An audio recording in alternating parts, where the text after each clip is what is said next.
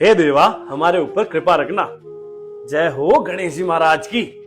अरे पूजा, अभी तक नहीं आई तुम? आ गई बस। क्या आ गई? मैं कब से तुम्हारा इंतजार कर रहा हूं। मैंने आरती भी कर ली। ये देख, वकील साहब का फोन भी आ गया। हाँ वकील साहब, अरे बस 5 मिनट में पहुंच रहे हैं। मगर एक बात का ध्यान रखना, सारे भाइयों में हिस्सा बराबर होना चाहिए। 1 इंच और 1 पैसा भी किसी को ज्यादा नहीं मिलना चाहिए। और मेरी एक और बात का ध्यान रखना कि जितने भी हिस्से करो उसमें एक हिस्सा मम्मी पापा का अलग से करना। फिर इस उम्र में कहां जाएंगे, 60 साल के हो रहे हैं, अभी उनका हिस्सा तो बनता ही है। बस बस पहुंच रहे हैं, हम पहुंच रहे हैं। आप अभी फोन रखो, पूजा करके आए। मैं कब से तुझे बुलाया जा रहा हूं, तू लेट पे लेट करे जा रही है। गांव पहुंचना है आज टाइम से। बंटवारा है हम सब भाइयों का, समझ में नहीं आ रहा? हे देवा, अपने भक्तों को सद्बुद्धि दो।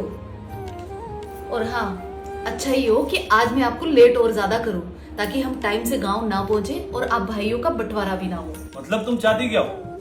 हमें हमारा हिस्सा नहीं मिले? नहीं नहीं, लो ना आप बेशर्मों की तरह अपना हिस्सा, पर इन सब चीजों से मुझे दूर ही रखो।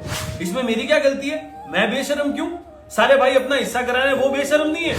सारे भाई कुएं में कूदेंगे तो क्या आप भी जाकर कूदोगे? और बेशर्म में सिर्फ आपको नहीं, सारे भाइयों को कह रही हूँ कि माँ बाप के जीते जी उनकी कमाई का हिस्सा बांटने चले हो। शर्म आनी चाहिए आप लोगों को। शर्म क्यों आनी चाहिए? हम एक हिस्सा मम्मी पापा को भी तो दे रहे हैं, ताकि उन्हें किसी भाई के भरोसे ना रहना पड़े। शाबाश। बुढ़ापे में जिन माँ बाप को आप लोगों की सेवा की जरूरत है, उन्हें एक हिस्सा देकर छुटकारा पाना चाहते हो। और हिस्सा भी किस में से? उनकी कमाई हुई संपत्ति में से। बड़ी घटिया सोच है आप लोगों की। तो तुम क्या चाहती हो?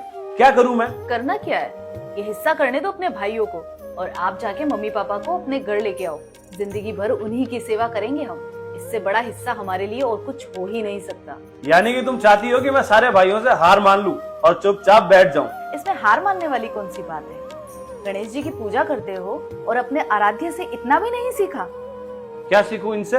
याद करो, जब गणेश जी और उनके भाई में दुनिया की परिक्रमा लगाने की प्रतियोगिता लगी थी, तो गणेश जी ने अपने माता पिता की परिक्रमा कर कर मानव जाति को ये संदेश दिया था कि एक पुत्र और पुत्री के लिए माँ बाप से बड़ी दुनिया कोई और हो ही नहीं सकता। सही कह रही हो तुम। मैं पता नहीं कौन से लोभ में पड़ गया था। गणेश जी महाराज माफ करना।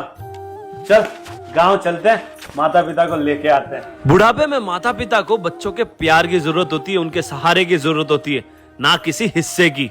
और जिस हिस्से और संपत्ति के लिए आपस में इतने लड़ रहे हो, काश माता पिता के प्यार के लिए भी इतने लड़ लिए होते। राधे राधे।